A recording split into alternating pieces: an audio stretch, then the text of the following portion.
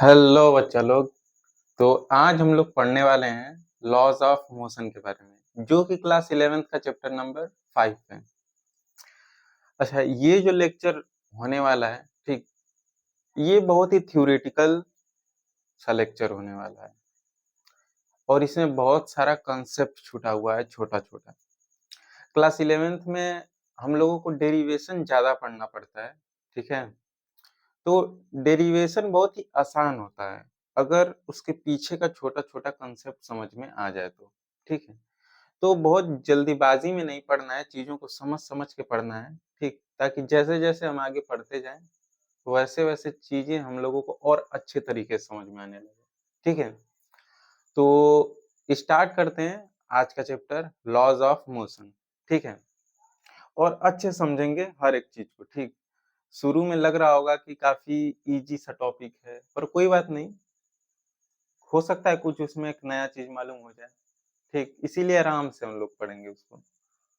तो आज का पहला टॉपिक है क्या? फोर्स। क्या है टॉपिक? फोर्स। अब ये फोर्स के बारे में तो सबको मालूम होगा कि क्या होता है, ठीक। फोर्स क्या होता है? तो जनरली बुक में लिखा होता है कि पुश और pull on a body, on a body is known as is known as force. हम लोग इसे क्या बोलते हैं? फोर्स। क्लास 9th में यही पढ़ाया जाता है, ठीक। और यही generally most of the books में डिफिनीशन भी लिखा होता है। तो ये तो जाहिर सी बात है कि अगर कोई यहाँ पे बॉडी है, ठीक, अगर हम इसे पुश करें, पुश यानी ऐसे धक्का मार रहे हैं, ठीक। पुश मीन्स ऐसे धक्का मारना। तो पुश कर रहे हैं, जाहिर सी बात है, इसका मतलब हम इस पे क्या अप्लाई कर रहे हैं? एक फोर्स, ठीक है। अगर यहाँ पे बॉडी है और कुछ यहाँ पे मान लेते हैं रस्सी से बांध के इधर आगे की तरफ पुल कर रहे हैं, ठीक। क्या कर रहे हैं? पुल। तो ये भी एक तरीके से क्या है? फोर्स है। तो किसी भी चीज को पुश करें या पुल करें, वो क्या है? फोर्स है। क्या है? फोर्स है, ठीक है। तो आई थिंक फोर्स समझ में आ गया होगा क्या है, ठीक। किसी भी चीज को धक्का लगाना, फोर्स, ठीक है। तो मतलब फोर्स समझ में आ गया होगा, ठीक। अच्छा, फोर्स का फार्मूला क्या होता है? तो फोर्स का फार्मूला होता है क्या? मास इनटू एक्सेलरेशन, ठीक।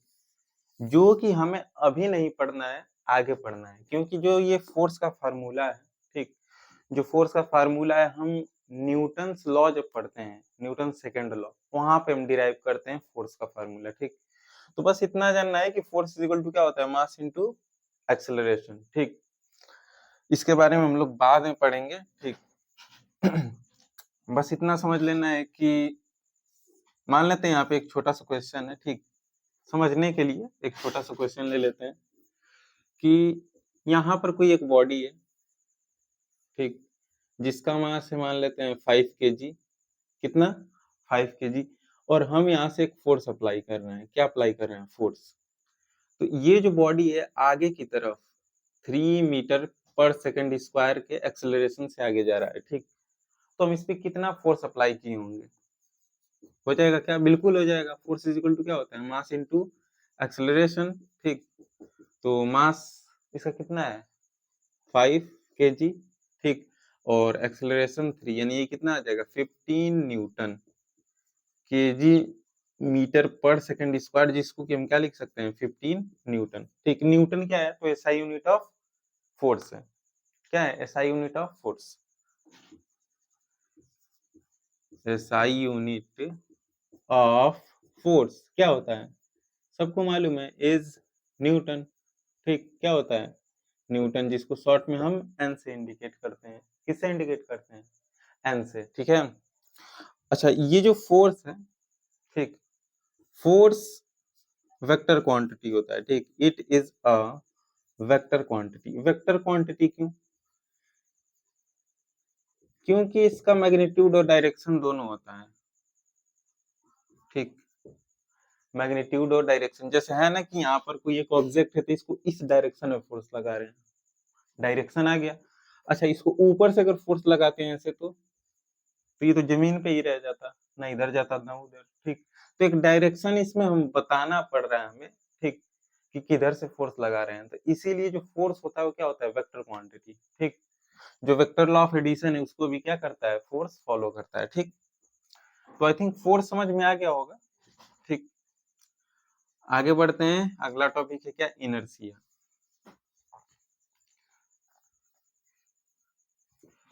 अगला टॉपिक क्या है, इनर्शिया। शुरू में इजी लग रहा होगा टॉपिक, ठीक, पर आराम से पढ़ना है, ठीक, समझते हुए, कोई भी चीज स्किप नहीं करना है।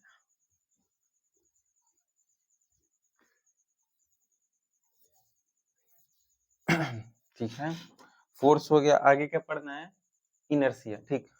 उससे पहले एक छोटा सा हम लोग टॉपिक पढ़ते हैं, क्या, इफेक्ट ऑफ फोर्स। ये सबको मालूम है, ठीक, कि इफेक्ट ऑफ फोर्स क्या क्या होता है, ठीक। तो पहला, अगर कोई यहाँ पे मान लेते हैं बॉडी है रबड़ का, ठीक, अगर इधर से फोर्स लगाएं और इधर से भी क्या लगाएं, फोर्स, तो इसका जो शेप है वो क्या हो जाएगा, चेंज हो जाएगा। शेप कैसा हो जाएगा, कुछ इस तरीके का, ठीक, कुछ इस तरीके का शेप होगा क्या। तो इसका जो शेप है वो चेंज हो गया फोर्स अप्लाई करने की वजह से, ठीक।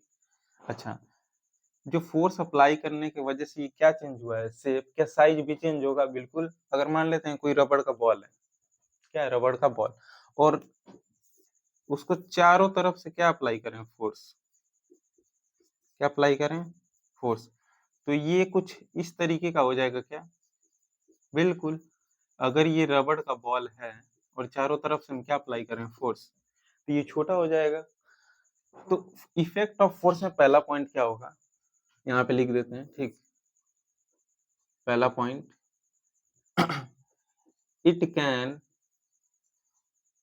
Change, it can change shape and size of object, size of objects, ठीक। दूसरा पॉइंट, दूसरा पॉइंट इसका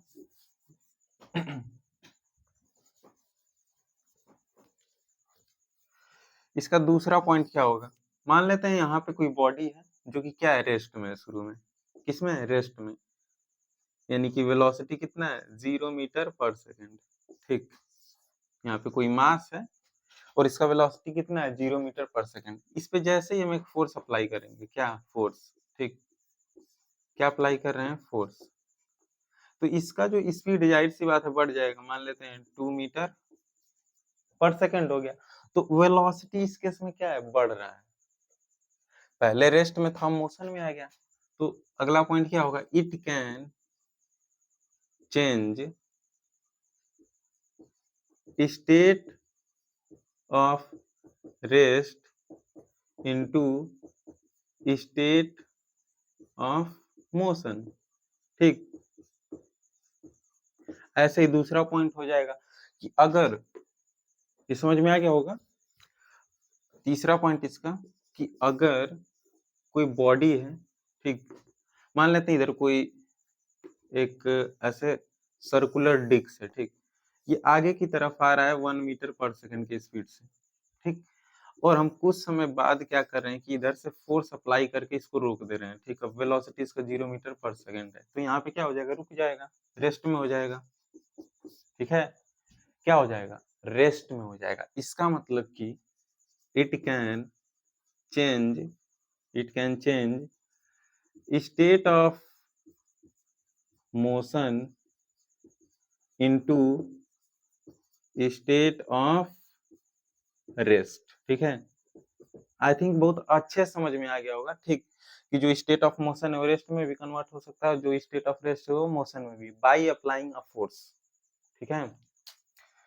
तो आई थिंक ये समझ में आ गया होगा, ठीक। आगे बढ़ते हैं। हाँ, तो अगला टॉपिक क्या था, इनर्शिया, ठीक।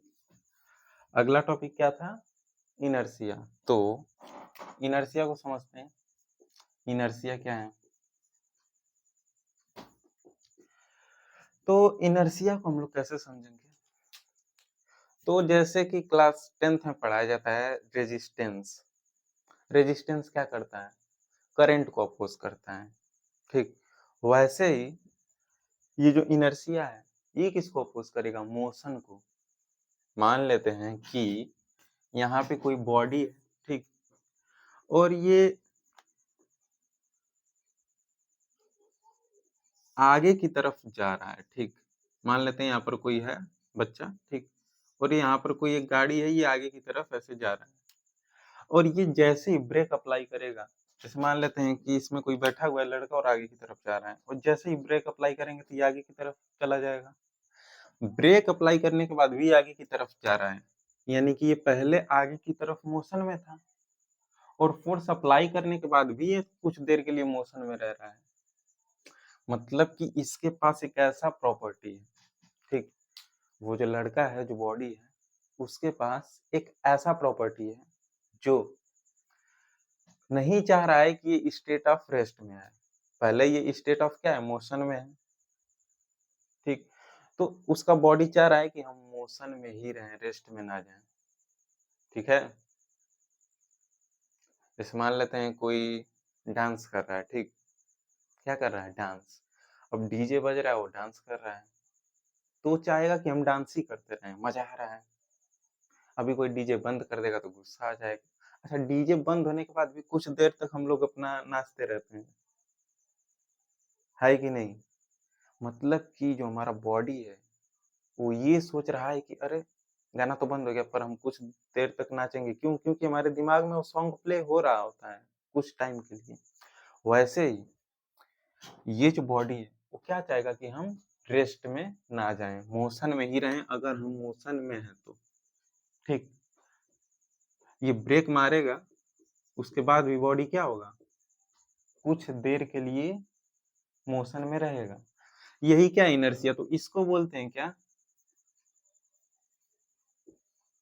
Inertia of rest. क्या बोलते हैं?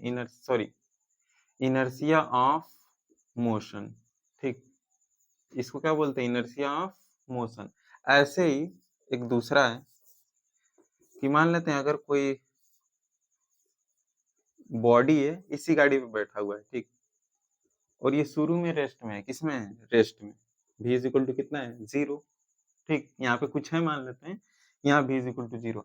अब मान लेते हैं हम जैसे बस में बैठे हैं, ठीक, और जैसे ही बस स्टार्ट होता है तो पीछे की तरफ धक्का लगता है। क्यों? क्योंकि हम यहाँ पे बैठे हुए हैं और गाड़ी आगे जाना चाह रहा है। अब ये आगे जा रहा है, पर हम तो पीछे ही रहना चाहेंगे, रेस्ट में ही। तो ऐसे कुछ समझ में आ रहा है? मीन्स गाड़ी आगे जाना चाह रहा है, हम वहीं रहना चाह रहे हैं, तो पीछे की तरफ क्या लगेगा? एक धक्का। यानी कि अगर ये मान लेते हैं स्टार्ट हो रहा है, क्या हो रहा है? स्टार्ट। तो इस पे जो एक फोर्स है, ठीक, फोर्स है, वो पीछे की तरफ लगेगा। क्या लगेगा? पीछे की तरफ एक फोर्स लगेगा, ठीक। इसी को हम लोग क्या बोलते हैं? Inertia inertia of rest. Means ये रेस्ट में लग रहा है। तो इनर्शिया एक्चुअली है क्या, समझते हैं। It is defined it is defined as the opposing property opposing property which what oppose the change of state of motion और रेस्ट, ठीक। मीन्स कि अगर बॉडी कोई रेस्ट में है तो रेस्ट में ही रहना चाहेगा, मोशन में तो मोशन में ही रहना चाहेगा, ठीक है। जैसे मान लेते हैं वही सॉन्ग प्ले हो रहा है और कोई बैठा हुआ है चुपचाप और सबको देख रहा है डांस करते हुए, ठीक। तो उसको बुलाना पड़ता है कि चलो आओ तुम भी नाचो, पर वो रेस्ट में है, वो जल्दी आता नहीं है, ठीक। कोई एक जरूर होता है ऐसा जो डीजे बजने के बाद भी रुका रहता है, आता नहीं है, ठीक। तो उसको खींचना पड़ता है। तो खींचते हैं तो पीछे की तरफ फोर्स लगाता है, मीन्स वो चाहता है कि हम अभी भी रेस्ट में रहें, ठीक है। यही प्रॉपर्टी क्या है? इनर्शिया है। क्या है? इनर्शिया। अच्छा, ये जो इनर्शिया है, ठीक, ये क्या होता है? मेजर ऑफ मास होता है, ठीक, इसको मास से मेजर करते हैं। मीन्स जिसका जितना ज्यादा मास उसका उतना ज्यादा इनर्शिया। इसको कैसे समझेंगे? मान लेते हैं कि जिस बॉडी को हम ऐसे खींच रहे हैं कि चलो डांस किया जाए, क्या किया जाए? डांस। और वो बहुत ही मोटा है, तो मास ज्यादा है ना, तो खींचेंगे तो आएगा ही नहीं, पीछे की तरफ वो खींचेगा खुद को, तो और जोर लगाना पड़ेगा। अब सोचो कोई हल्का हो, उसको ऐसे पकड़ के ऐसे खींच देंगे, तुरंत आ जाएगा। मास कम है, इनर्शिया कम होगा। यानी कि जो इनर्शिया है ये किस पे डिपेंड करता है? मास पे। जितना ज्यादा मास उतना ज्यादा इनर्शिया, जितना कम मास उतना कम इनर्शिया। ठीक है, तो आई थिंक ये इनर्शिया पूरा अच्छा से क्लियर हो गया होगा। ठीक है, एक बार आप लोग देख सकते हैं चाहे तो पूरा। ठीक, तो आगे बढ़ा जाए। ठीक है, बढ़ते हैं। समझ में आ गया होगा, काफी इजी टॉपिक है, क्लास 9th में सबने ये पढ़ रखा है।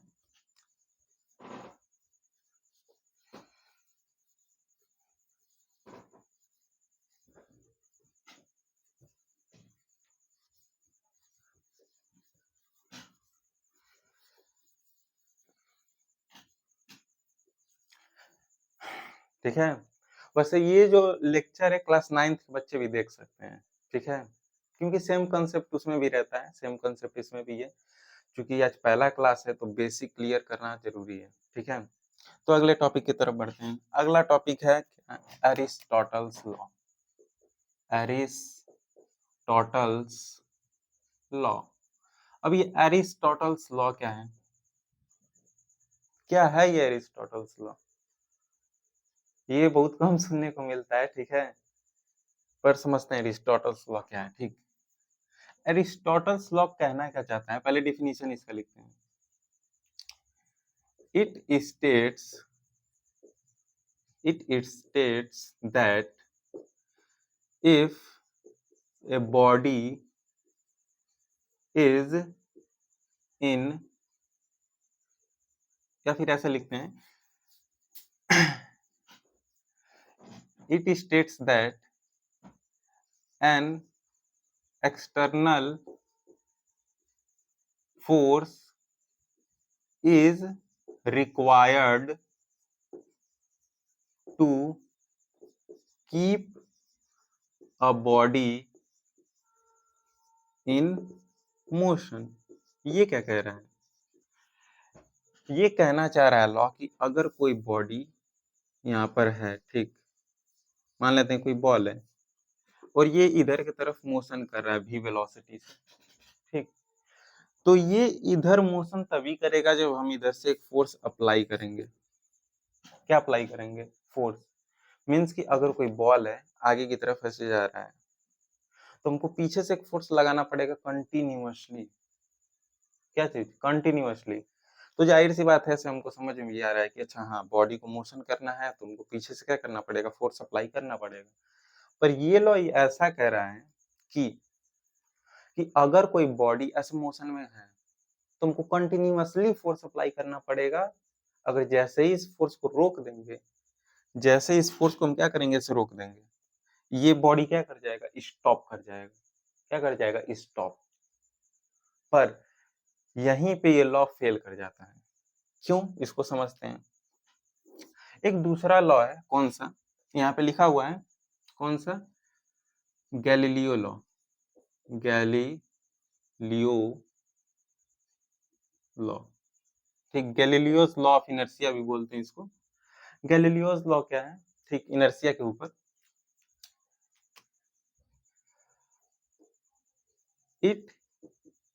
it states that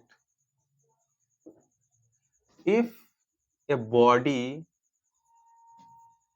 move in a frictionless surface,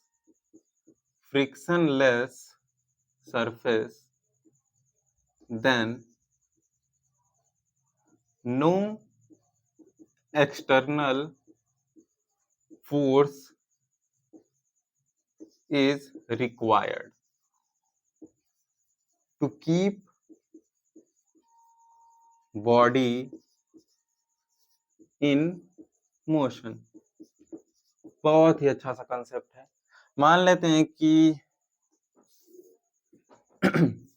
यहाँ पर एक बॉल है, ठीक, और यहाँ पे हम शुरू में एक फोर्स अप्लाई कर रहे हैं। क्या अप्लाई कर रहे हैं? फोर्स। तो ये v वेलोसिटी से मूव कर रहा है, ठीक, क्या कर रहा है? मूव।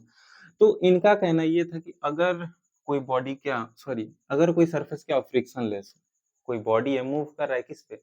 फ्रिक्शनलेस सरफेस पे, तो ये क्या है? कंटिन्यूअसली ऐसे आगे की तरफ बढ़ता रहेगा, यहाँ से यहाँ जाएगा, यहाँ जाएगा, यहाँ जाएगा, रुकेगा नहीं।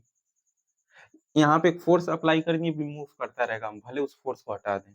मान लेते हैं कि ऐसे बॉल मूव कर रहा है।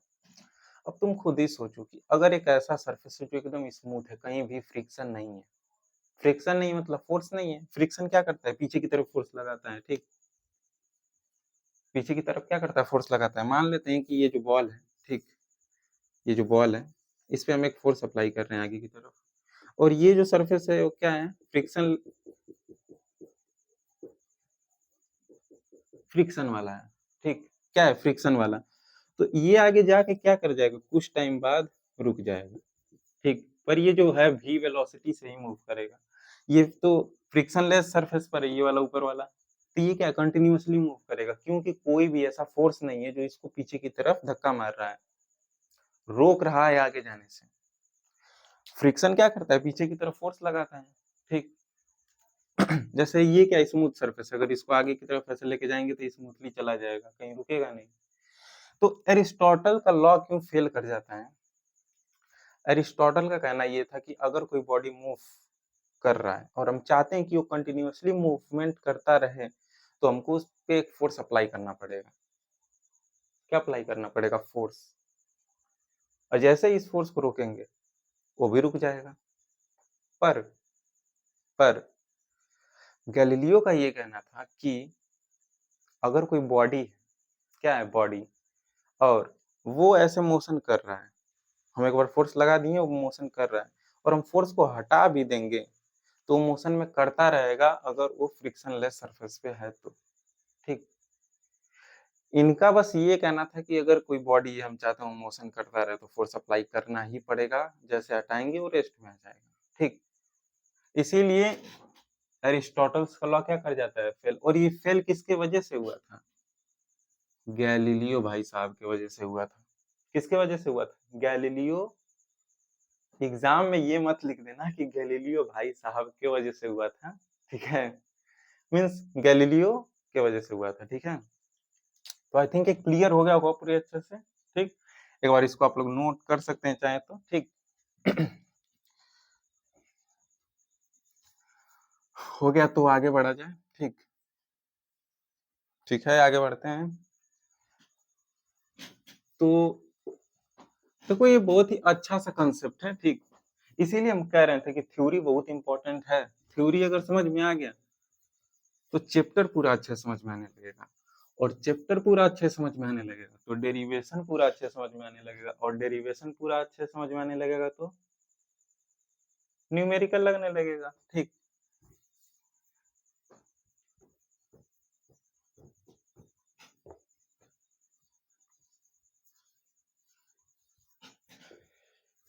तो आगे बढ़ते हैं, ठीक। हम लोग का अगला टॉपिक क्या है? न्यूटन्स फर्स्ट लॉ, ठीक, न्यूटन्स फर्स्ट लॉ। इस लेक्चर में हम सिर्फ न्यूटन्स फर्स्ट लॉ के बारे में डिस्कशन करेंगे। क्यों? क्योंकि ये लॉ एक्चुअली हम लोग पढ़ रहे हैं। कैसे पढ़ रहे हैं? न्यूटन फर्स्ट लॉ कहता क्या है, ठीक, समझते हैं। ये जो गैलीलियो का लॉ था, क्या था? गैलीलियो का लॉ, वहीं से ये न्यूटन फर्स्ट लॉ आया हुआ है, ठीक। न्यूटन फर्स्ट लॉ बोलता क्या है कि it states that if a body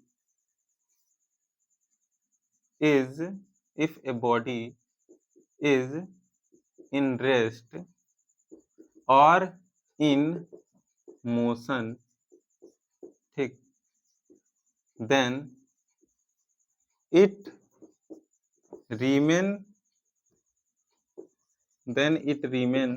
in state of rest or motion until and unless an external force applied on it. External force applied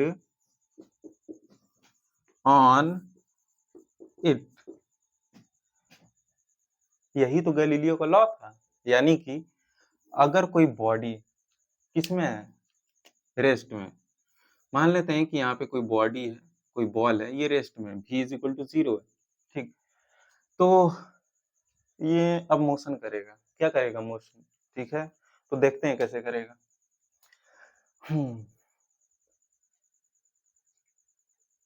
करेगा करेगा, ये तो मोशन ही नहीं कर रहा है।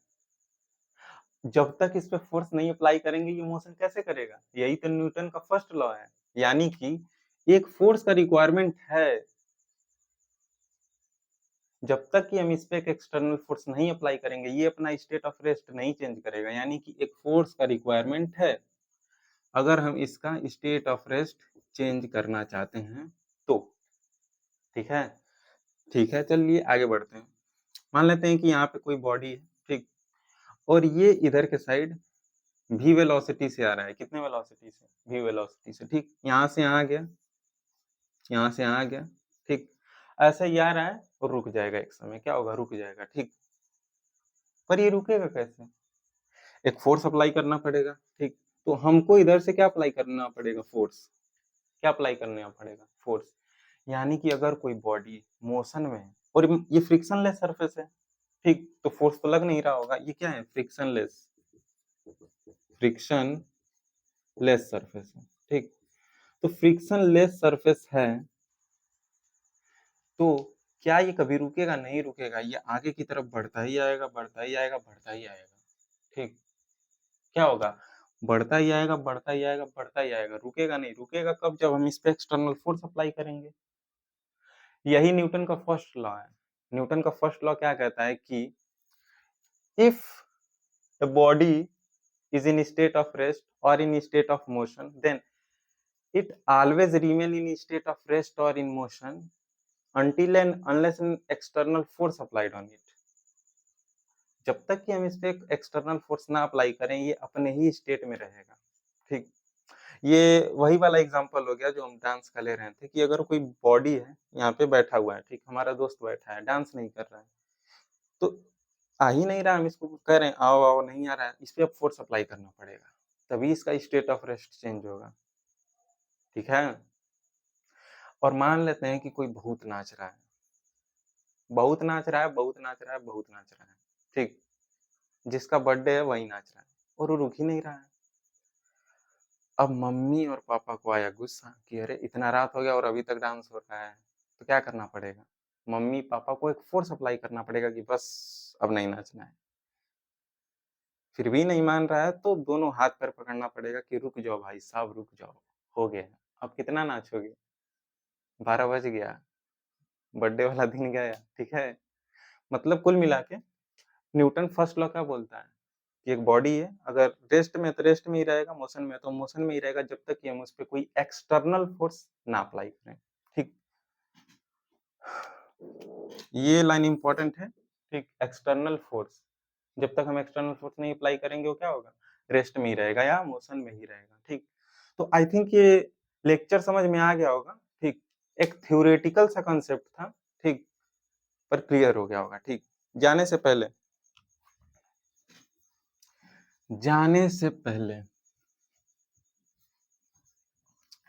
एक पॉइंट को समझना बहुत जरूरी है, ठीक। कौन से पॉइंट को? देखो, हमें थ्योरी अच्छे से समझना चाहिए। क्या चीज? किसी भी चैप्टर का थ्योरी अच्छे से समझना चाहिए। क्यों? क्योंकि थ्योरी समझ में आएगा तो कॉन्सेप्ट क्लियर होगा, कॉन्सेप्ट क्लियर होगा तो डेरिवेशन आसानी से होगा, और डेरिवेशन आसानी से होगा तो न्यूमेरिकल आसानी से लगेगा, ठीक। प्रॉब्लम कहाँ होता है? तो यहीं पे हो जाता है। थ्योरी कोई समझना ही नहीं चाहता है, सोचता है कि हम सीधे न्यूमेरिकल स्टार्ट कर दें, डेरिवेशन स्टार्ट कर दें। तो थ्योरी भी क्लियर होना चाहिए, ठीक। और एक चीज, दुनिया का कोई टीचर पढ़ा दे, ठीक, सेल्फ स्टडी करना नहीं बंद करना है, ठीक। आप कहीं भी पढ़िए पर आधा घंटा 1 घंटा सेल्फ स्टडी करते रहिए, ठीक है, ताकि आपका थ्योरेटिकल कॉन्सेप्ट क्या हो, क्लियर हो जाए, ठीक। बाकी डेरिवेशन और न्यूमेरिकल तो काफी इजी होता है अगर ये चीज समझ में आ जाए तो, ठीक है। तो आज के लिए इतना ही, मिलते हैं नेक्स्ट लेक्चर में। Have a good day.